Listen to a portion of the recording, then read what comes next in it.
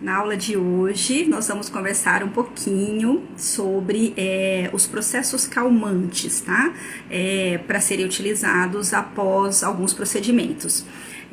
Mais especificamente, quero trazer aqui para vocês 3 sugestões de princípios ativos calmantes para estarem utilizando nesses momentos, né, nessas situações. Então, para quem está aqui pela primeira vez, eu sou a doutora Francine Livramento, tá? Eu sou fisioterapeuta, especialista em dermatofuncional, principalmente tratamentos estéticos faciais, tá? Então, vamos lá. Por que eu chamo, né, de processos calmantes? Porque nós temos mais de um recurso, tá, para ser utilizado. Então, nós temos algumas opções de recursos que eu posso estar associando nesse momento que a minha pele necessita, tá? Então, eu coloquei ali mais especificamente a questão da limpeza de pele, tá? Porque nós temos um passo ali, que faz parte desse protocolo, que nós chamamos de extrações.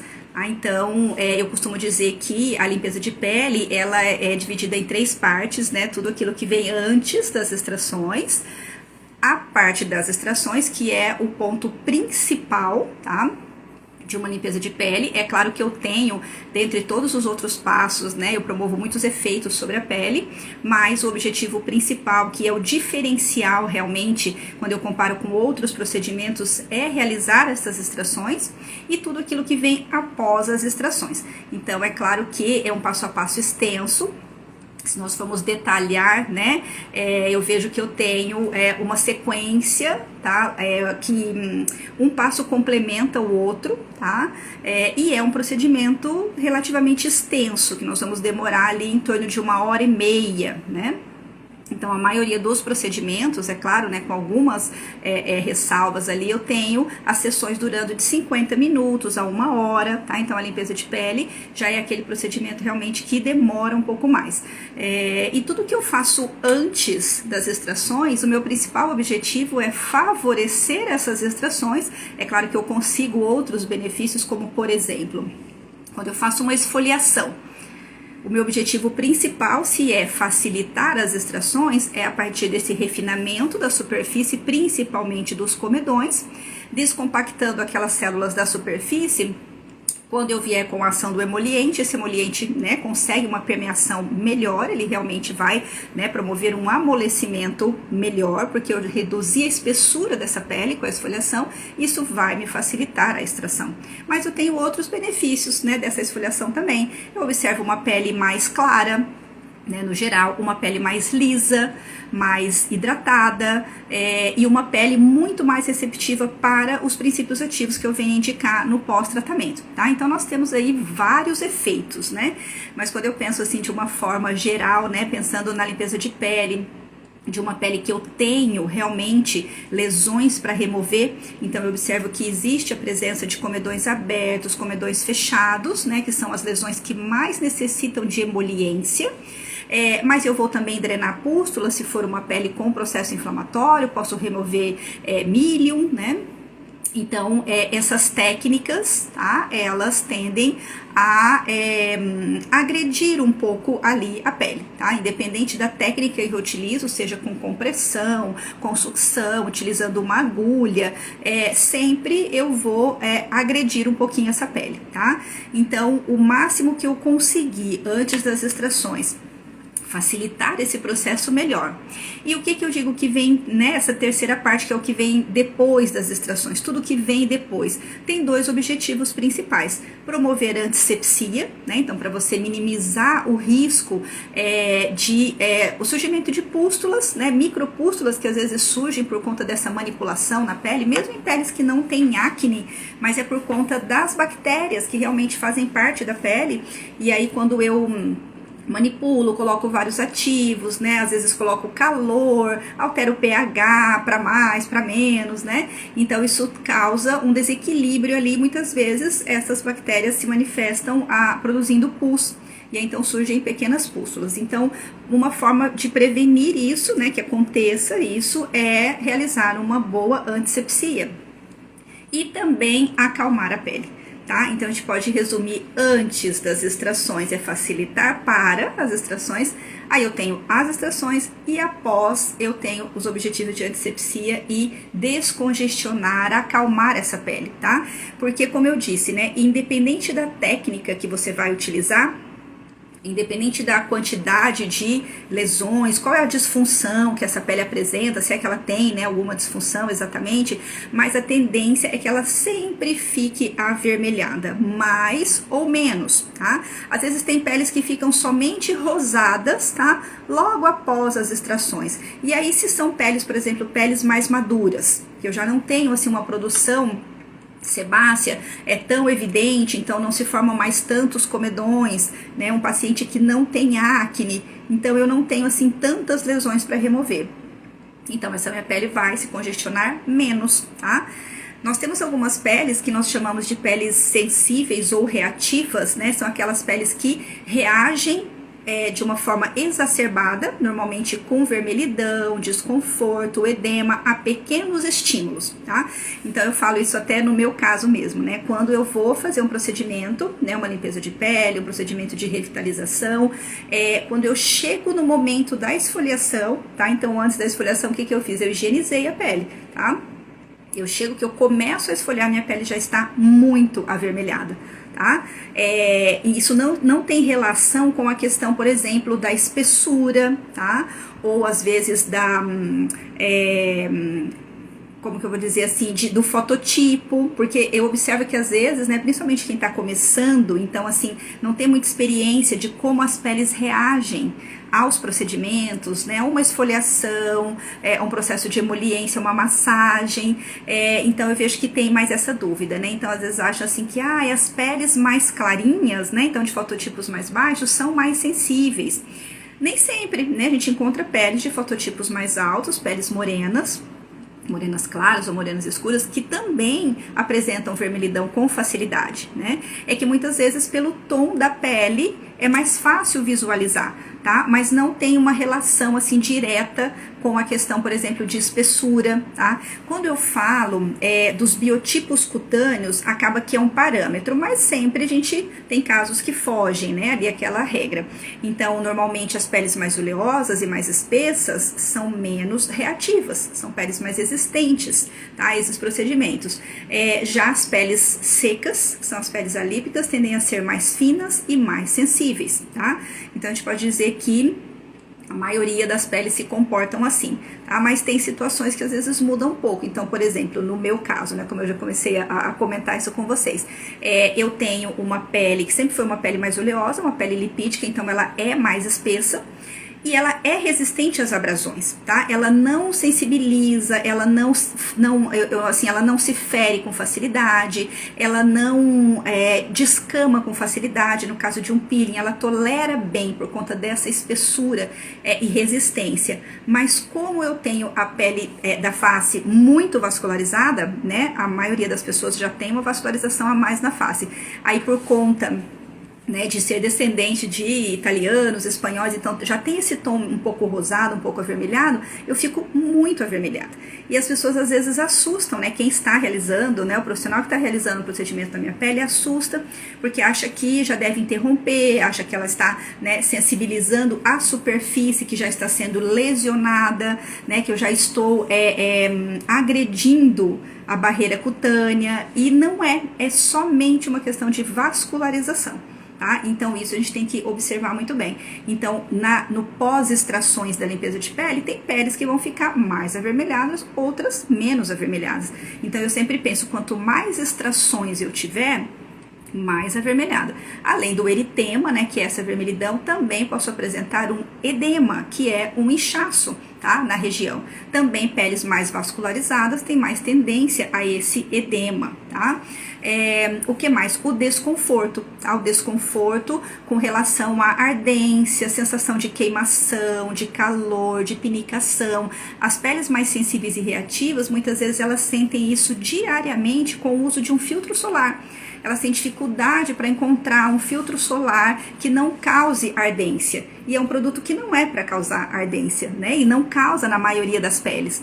Então, isso que seria, né, uma pele sensível e reativa. Ela pode ser de qualquer biotipo. Ela pode ser uma pele oleosa, uma pele mista, uma pele seca, normal, e também, além desse biotipo, né, que é a classificação de acordo com a oleosidade, ela pode ser sensível e reativa, tá? Então isso eu observo principalmente quando eu tenho oportunidade de realizar alguns atendimentos antes, né, de um procedimento mais agressivo, como um peeling, por exemplo, tá? Então a limpeza de pele, ela normalmente, né, na maioria dos casos, não que seja sempre assim, é o procedimento inicial, e eu já consigo ali naqueles primeiros passos da higienização, da esfoliação, já percebendo como ela é, além da questão da anamnese, tá? Mesmo para uma limpeza de pele, eu tenho algumas perguntas bem direcionadas que eu vou fazer para esse paciente, tá? E aí eu já vou ter uma ideia de como é essa pele, se é uma pele que se irrita mais facilmente ou não. Porque às vezes, né, o que eu quero dizer é que eu posso encontrar uma pele mais madura, que não tem tantas extrações, mas ela tem essa questão da vascularização, ela pode ser sensível e reativa, tá? Então eu tenho que, eu já tenho uma ideia, né? Eu já tenho que estar preparado para que essa pele reaja apresentando vermelhidão após as extrações, tá? E aí eu quero sempre acalmar, eu quero sempre reverter, diminuir esse eritema, diminuir esse edema, se às vezes eu não consigo eliminar, tá? Mas pelo menos reduzir ao ponto de que não incomode esse paciente, de que não chame a atenção, né, das pessoas a partir do momento que ele sai dali, porque é desconfortável, né, quando você sai e as pessoas se assustam, né, e vem te perguntar, nossa, o que aconteceu no seu rosto, o que foi feito, né?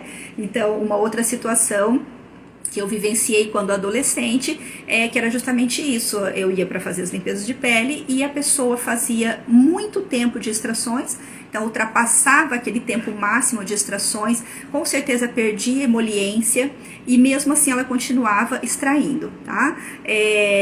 Talvez não alcançasse uma emoliência muito boa, porque eu nem tinha assim tantas lesões para extrair, mas eu saía de lá muito inchada e muito avermelhada, eu tinha que sair me escondendo e ir para casa, né? Ainda mais adolescente, né, que tem vergonha de tudo. Então, a gente tem que cuidar bastante isso. Então, a partir do momento que eu faço um bom preparo, eu facilito essas extrações, eu tendo mais facilidade, eu já vou deixar essa pele menos irritada, mesmo se ela tem, né, uma quantidade maior de lesões. Então, eu consigo ter uma ideia, né, me prever um pouco de acordo com as reações iniciais dessa pele. E sempre tenho que estar preparada. Então, eu sempre tenho que ter ali disponível, tá, na minha clínica, no meu consultório, um recurso calmante, tá? Pelo menos um recurso calmante. E aí, eu vou aplicar depois desse passo das extrações, tá? Então, terminei, faço antisepsia, depois eu venho para acalmar essa pele. Qualquer procedimento que eu observe que é necessário, eu não posso deixar de fazer, tá? Como, por exemplo, a técnica do alta frequência, que nós chamamos de centelhamento ou faiscamento direto. É ela que promove o efeito antisséptico. Ao mesmo tempo, ela é estimulante da microcirculação, por conta do faiscamento sobre a pele, né? E aí eu penso, poxa, mas a pele já está avermelhada, eu vou fazer mesmo assim? Vou fazer mesmo assim, principalmente se é uma pele que tem já uma tendência acre, uma pele mais oleosa, com presença de comedões, tá? Porque é uma questão de custo-benefício, tá? Essa antisepsia é muito importante. E depois, por mais que eu estimule um pouco mais ali a microcirculação, depois eu venho com os recursos calmantes, tá? Então, eu sempre tenho que ter e estar preparado. E eu falo, normalmente, da limpeza de pele, tá? Mas nós temos outros procedimentos onde nós utilizamos, às vezes, substâncias que são irritantes para a pele. Então, existem substâncias, né, que são naturalmente irritantes, como, por exemplo, ácidos queratolíticos, né, ácidos que promovem peeling. E aí, dentre todos estes, né, várias opções que nós temos que promovem peeling, eu tenho alguns que são ainda mais queratolíticos. Então, tem uma chance maior de irritar a pele, como, por exemplo, o ácido salicílico. Então, entre usar um ácido mandélico, uma gluconolactona e um ácido salicílico, ele é sempre mais irritante, tá? Então, eu já sei que isso é previsto. O que vai acontecer na pele sensível e reativa é que eu utilizo um produto que naturalmente não é, né? Normalmente ele não é irritante, mesmo assim a pele se irrita, tá? Então, não somente na limpeza, mas outros procedimentos que no final, tá, por conta da característica, né, da substância, eu posso precisar também de um efeito calmante, tá? Já tem outros procedimentos, como por exemplo o microagulhamento, uma radiofrequência, que depende, né, do meu objetivo principal. Como, por exemplo, se eu desejo com o microagulhamento somente favorecer a permeação de ativos, tá? Eu posso até, né, utilizar algum recurso calmante, tá? Depois da técnica. Mas como o objetivo, na maioria das vezes, é induzir colágeno, e eu vou induzir esse colágeno a partir de uma resposta inflamatória, então muitas vezes a gente, né, aquilo estando sob controle, a gente acaba não utilizando recursos calmantes. A mesma coisa após uma radiofrequência, os pacientes até gostam, né, daquela sensação de efeito lifting, né, de uma melhora imediata de tônus, aquele calorzinho, né, por conta da vasodilatação. Então, nós utilizamos, eu pelo menos, né, na minha prática clínica, sempre utilizei mais no pós-extrações e no pós-peelings, tá? E aí, por que eu comentei sobre processos, né, calmantes? Quando eu estou trabalhando uma pele que eu observo que ela já está ficando muito avermelhada, né? Então, normalmente, os profissionais têm uma sequência de trabalho, né, nessas extrações da limpeza de pele. Então, por onde você começa, para qual região você vai depois e qual região que você vai finalizar, né? Então, eu normalmente vou iniciar por aquela região que eu observo uma maior quantidade de comedões. Porque já que são eles que necessitam de mais emoliência, eu já começo por eles, porque eu sei que essa emoliência está, né, perfeita ali, né, não está perdendo ainda essa emoliência. Então, eu começo naquela região. Na maioria das pessoas, é nariz e região mentoniana do queixo, tá? E a gente ainda pode dizer que é mais mesmo no nariz, tá? Então, na maioria dos casos, eu começo pelo nariz, que é essa área onde eu tenho uma concentração, né, maior de comedões. Sempre a gente, né, tem que observar aquilo que tem exceções, né? Então, mas na maioria das vezes, é uma região também que tem uma tendência à vermelhidão, a edema, é desconfortável, tá? É onde é um pouco mais desconfortável, porque tem a questão da respiração, né? A questão das compressões. Então, eu começo por essa região, tá? Que normalmente tem mais, é mais chato, é mais difícil. E aí eu observo que essa pele já está ficando muito avermelhada, tá? Às vezes até demasiada mesmo. Quando eu termino aquela região, eu já coloco, tá, uma compressinha de algodão, pego, né, um algodãozinho bem fino, umedeço com uma solução tônica calmante, descongestionante, que eu já deixo ali guardadinha, né, em uma geladeira, tá, porque eu acho interessante ela geladinha. Por quê? Porque o gelado, né, o frio, ele faz vasoconstrição, então diminui esse aporte sanguíneo para a região, ele vai controlar essa vermelhidão e o edema. Então, antes de terminar as extrações, quando eu vou partindo para as outras áreas, eu já vou colocando essas compressinhas com esse tônico calmante gelado, tá? Então, eu tenho a ação da temperatura e tenho a ação dos princípios ativos, tá? Terminei tudo, tá? Então, de acordo com o que eu vou, né, mudando de região, eu vou colocando. Terminei tudo, eu vou para o uso do alta frequência, tá? Então, meu objetivo principal, como eu já falei, é a antisepsia, mas eu tenho uma técnica, tá? Que é chamada de fluxação, que tem um objetivo calmante. Eu vou, então, depois que eu realizo a técnica do centelhamento, que eu sei que ela, né, tende a estimular um pouquinho, eu aplico a técnica do alta frequência, que tem o objetivo de acalmar essa pele. E quando eu venho para a minha máscara calmante, tá? Eu já tenho essa pele, né, previamente acalmada, descongestionada ali um pouquinho, começando esse processo, né, de tranquilizar ali essa pele, tá? Então, esse processo de irritação da pele normalmente acontece pelas abrasões, né, pelo atrito, compressões, tanto por estimular a vasodilatação, como também por agredir a superfície da pele, alterar a barreira cutânea. Então, essa pele fica mais sensibilizada, ela começa a reagir com sinais de processo inflamatório, tá? Então, Quando eu chego nesse momento da máscara, eu já comecei, né, esse processo de acalmar, e aí vai ser o meu ponto principal, a utilização dessa máscara calmante. Tá? Essa máscara calmante, normalmente, nós deixamos ela na pele entre 10 e 20 minutos, depende da orientação do fabricante e também do quanto essa pele ficou congestionada, tá? Depois disso, eu vou retirar essa máscara. Dependendo do tipo de máscara, eu posso retirar somente o excesso e ainda deixar esses ativos, tá? O paciente vai para casa com ela, tá? Então, o que é interessante que eu gosto dessa máscara? Que ela seja uma máscara em gel, que ela seja uma máscara transparente, principalmente se ele vai ficar com ela, para que ele consiga, né, visualizar se algum tipo de alterações, algum tipo, né, de alteração, até porque também se for uma máscara colorida ou uma máscara plástica, eu nem vou liberar o paciente com ela, tá? Mas então quando você está ali atendendo essas máscaras em gel, máscara transparente, você consegue visualizar, tá? E aí você tem essa opção, né, de retirar somente o excesso ou, né, retira totalmente a máscara, e aí você ainda tem a possibilidade de aplicar um sérum finalizador e a fotoproteção, tá? Existem alguns tipos de máscaras, né, isso que eu falei para vocês dessa questão da temperatura, né, da vasoconstrição. Tem um tipo de máscara que nós chamamos de máscaras hidroplásticas, tá? Até elas já foram assim mais usadas, né, um tempo atrás, e elas tinham realmente um efeito muito interessante, porque elas são à base de algas, tá? Que é o alginato. Esse alginato, ele é um pó que eu vou misturar com uma solução tônica ou soro fisiológico ou água filtrada.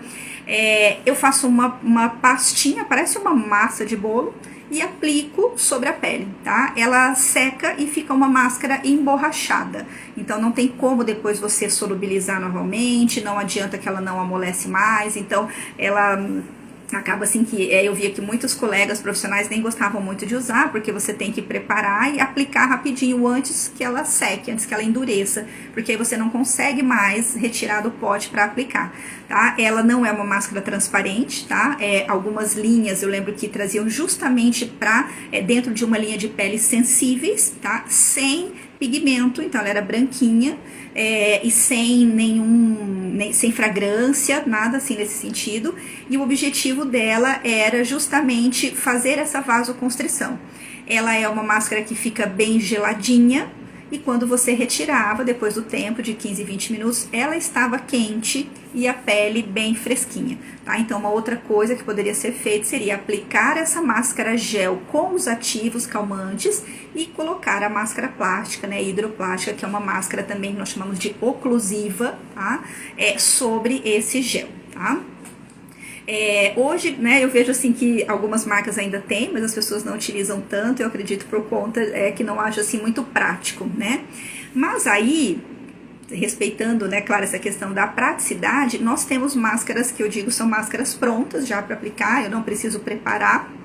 Eu retiro da embalagem para a cubeta e já vem para a pele, né? Que tem, assim, promovem um efeito realmente muito descongestionante, tá? Eu não gosto muito de utilizar máscaras que sejam muito cremosas, né? Porque nós sabemos que esse veículo creme, ele tem uma quantidade maior de óleo, né? E aí você acabou de fazer toda a limpeza, as extrações nessa pele, a não ser que seja, né, uma pele desidratada, uma pele madura, que não tem muita oleosidade. Na verdade, eu vou até realizar um outro procedimento, né, que é um protocolo que eu aplico de limpeza de pele com hidratação. Então, no mesmo processo eu já faço, tá? Tem um outro protocolo que eu ensino, que é a limpeza de pele 3D ou limpeza de pele com revitalização, tá? Uma limpeza de pele fotomoduladora com uso de LEDs, tá? Então são todas voltadas, né, para revitalização, para tratamento dessas peles maduras. Então eu faço o processo da limpeza de pele, mas eu tenho, né, alguns passos a mais para atender essa necessidade, tá? Então aí eu poderia até utilizar uma máscara que fosse, né, mais cremosa. Mas vamos imaginar que essa pele, né, que tem uma pele mais seborreica, oleosa, que tem muitos comedões ou que tenha acne, de preferência uma máscara em gel, tá? E aí, sempre eu vou seguir a orientação do fabricante com relação ao tempo, com relação a remover ou não da pele, se é uma máscara que pode permanecer ou não, tá? E aí, o principal que é a atenção para os princípios ativos que são mais eficazes, tá? Então, o que que nós mais encontramos nas diversas marcas de cosméticos? Os extratos vegetais, tá? Então, nós temos vários extratos vegetais que têm efeitos calmantes sobre a pele. Uma coisa que nós observamos também é que os extratos vegetais, muitas vezes, eles têm muitas propriedades, né? Então, quando eu pego, por exemplo, aloe vera, tá? Então, vocês sabem, né? A aloe vera é a babosa, tá? Então, ela tem uma ação hidratante, tem ação cicatrizante, antisséptica, e calmante, tá? Anti-inflamatória, posso dizer. Então, eu tenho, assim, um leque de propriedades, tá? Mas às vezes, né, eu tenho aquelas que são as mais específicas, onde ela tem um efeito melhor. Então, eu tenho vários extratos vegetais que têm esse efeito. Quando eu falo em anti-irritante, calmante, descongestionante, dessensibilizante, uma máscara dermoprotetora, uma máscara que reequilibra, né, a barreira cutânea. Então, todas essas são máscaras que tendem, né, são todos, o objetivo, né, muito semelhante, que tendem a reduzir a irritação, ou seja, acalmar essa pele, tá? Então, esses extratos vegetais que são bastante utilizados são o próprio aloe vera, né, que eu acabei de falar para vocês, calêndula, tília, camomila, confrei, que mais? O própolis, ele tem uma ação anti-inflamatória muito interessante, mas ao mesmo tempo ele é um princípio ativo que é bastante alergênico. Tem muitas pessoas que apresentam alergia ao própolis, então eu já não gosto muito de utilizar para essa questão calmante, tá? Muitas vezes a pessoa não sabe, ou às vezes ela nunca teve, né, um processo alérgico e pode desenvolver naquele momento, como a gente já sabe dessa característica dele, então eu quase não utilizo. Então a gente pode observar, tá? Essa semana mesmo eu comentei sobre um produto, tá? Uma máscara de uma determinada marca que trazia lá na sua composição aloe vera, camomila e um ativo que é chamado gente, fugiu agora um pouquinho, que é um iricalmin, se eu não me lembro, se eu não me engano, tá?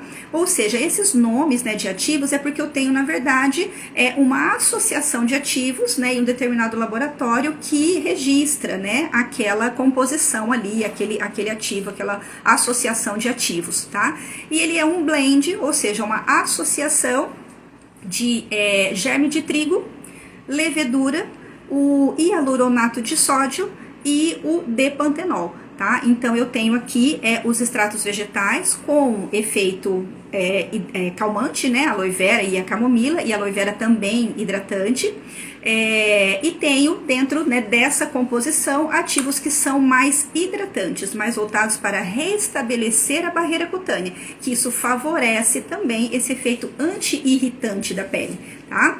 Então, normalmente são esses extratos vegetais, eles estão presentes em muitos cosméticos, tá?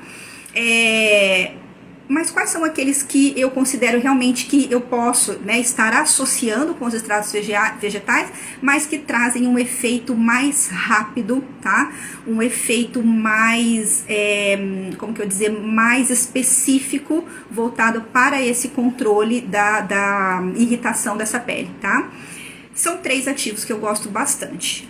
Alfa-bisabolol, tá?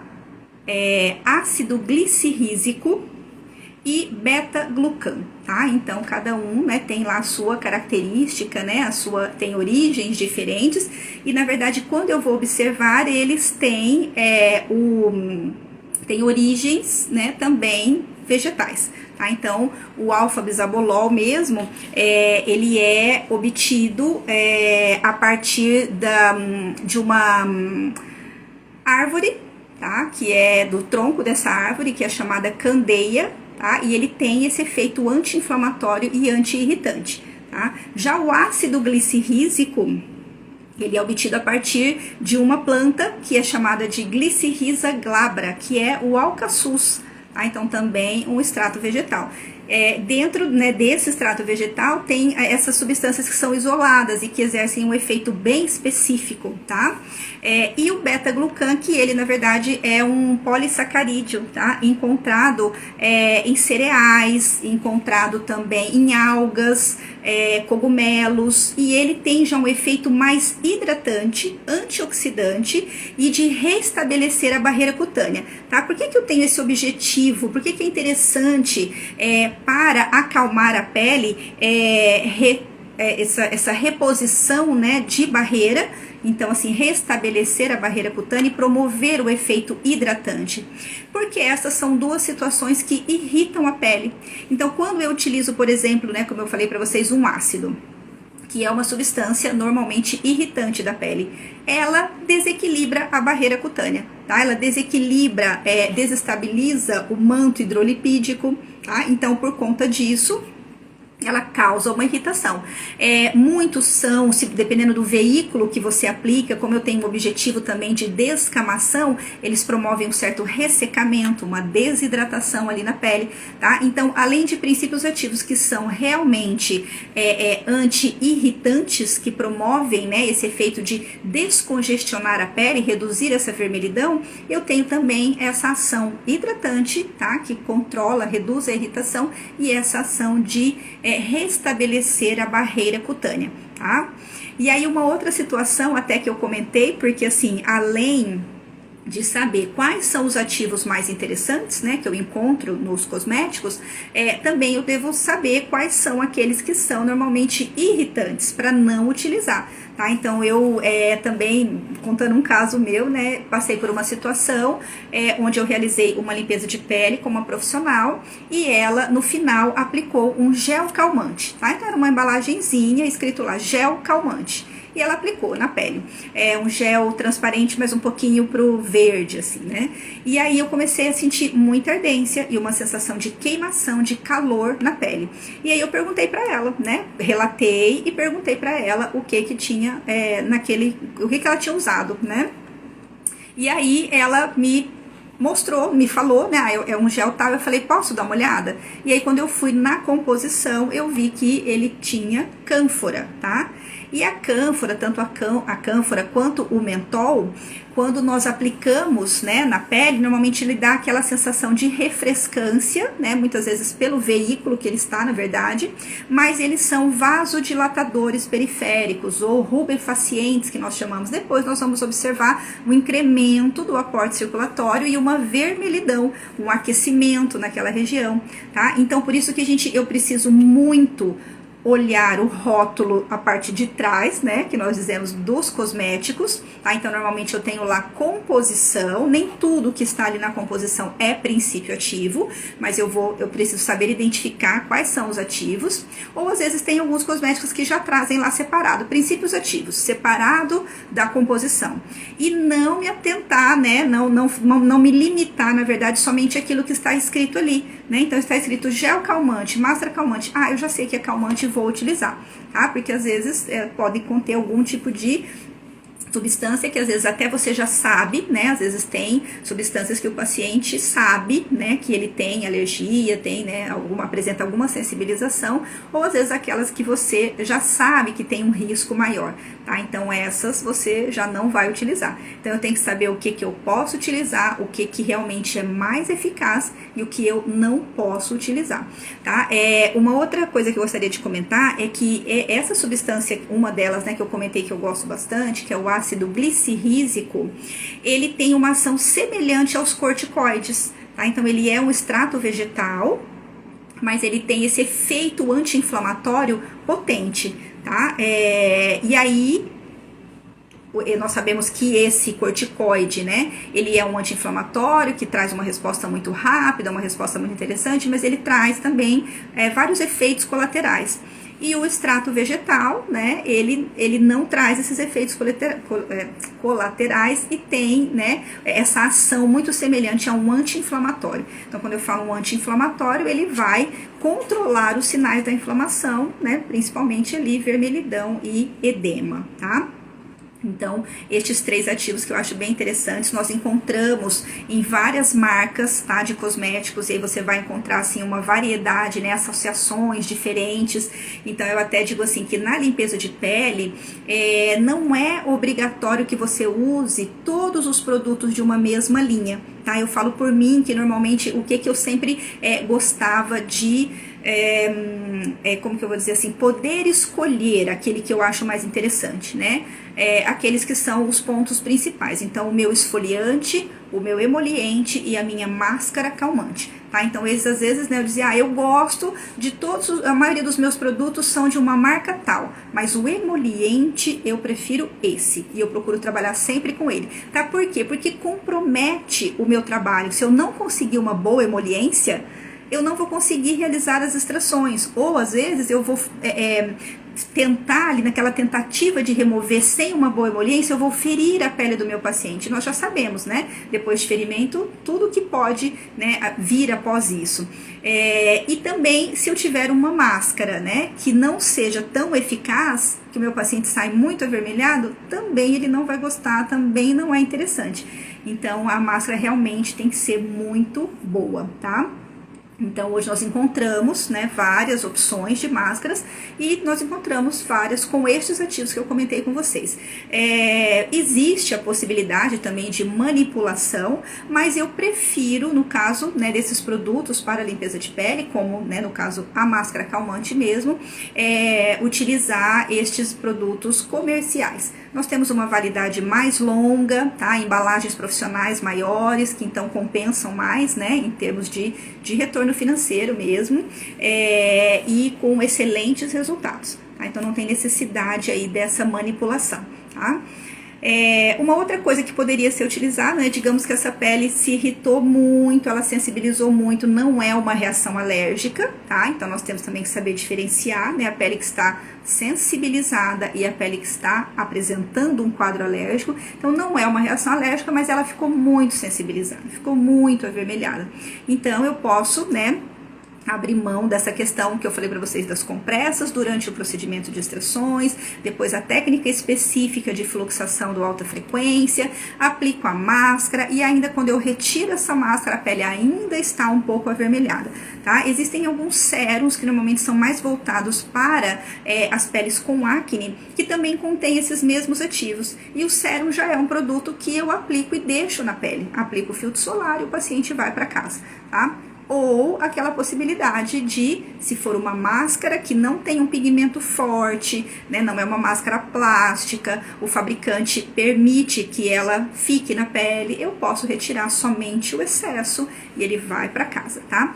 E ainda as orientações para casa, né? Então, orientações para casa, eu falo assim, principalmente o soro fisiológico gelado, tá? Porque é essa temperatura que vai fazer realmente um efeito melhor sem nenhum risco de complicações. Porque até em uma aula recente, né, eu tive um caso de uma aluna que nós acreditamos que ela apresentou uma sensibilização bem, vamos dizer assim, bem evidente, tá?